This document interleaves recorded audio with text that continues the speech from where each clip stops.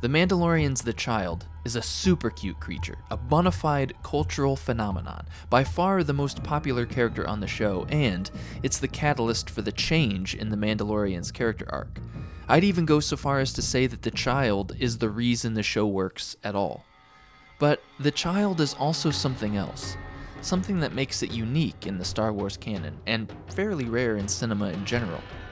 Quick aside, Disney would like us to refer to this character as the Child, but you know what? The internet is our lord, and we are but its humble servants. I mean, memes are the language of the people, so for the most part, we're gonna start calling this cute little green guy Baby Yoda, even though he's older than a baby, and as far as we know, has nothing to do with Yoda. Okay, back to the teaser. Baby Yoda is the MacGuffin.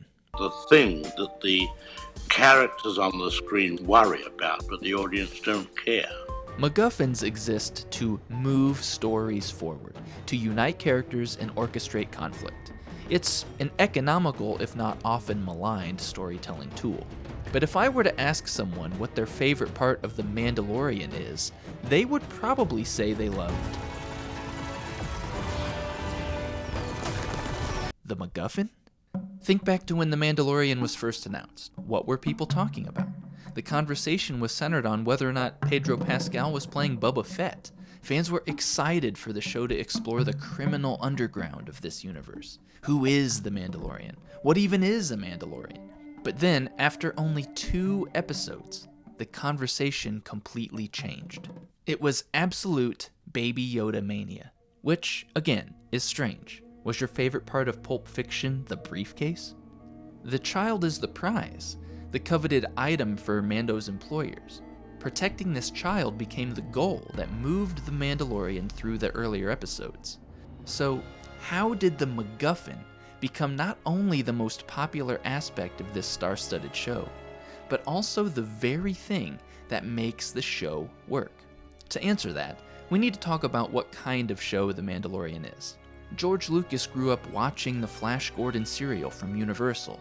These stories were no longer than a half hour and followed Flash on weekly adventures that usually ended up in a cliffhanger. Sound familiar? This is what The Mandalorian is.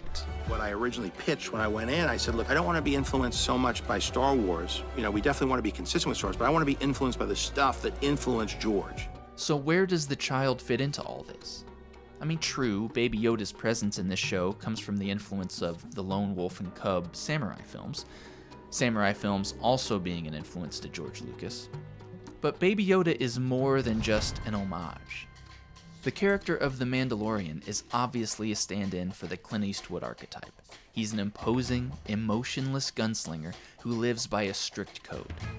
He has a job to do, and he does it, with no feelings, no emotions, just reward. These types of protagonists are hard for the audience to attach to, but The Mandalorian presents an even greater obstacle for the audience. You never see his face. Why should we care about this cold, non-emoting bounty hunter? Easy. You give him a cute little baby to protect. Look at Chapter 2, The Child. In this episode, devoid of hardly any dialogue, all the tension comes from the vulnerability of Baby Yoda, and immediately our mammalian instincts to protect babies kick in. We've already seen how capable the Mandalorian is. We aren't scared for him. Our instinctual love for Baby Yoda is what keeps us engaged. I think that's why Episode 2 was one of the strongest episodes for me. It played to the show's strengths. The script and direction utilized visual storytelling filled with therefore but action sequences. Here, the Mandalorian is a hero in the Indiana Jones style. He takes as much pain as he dishes out. The Jawa Sandcrawler set piece is exciting because there's a give and take. There are reversals of power.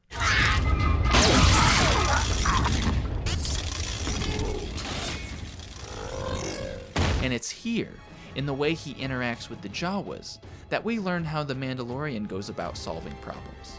He doesn't listen, and he doesn't compromise. The Child, then, is the gentle, mysterious catalyst that helps him see beyond his own helmet.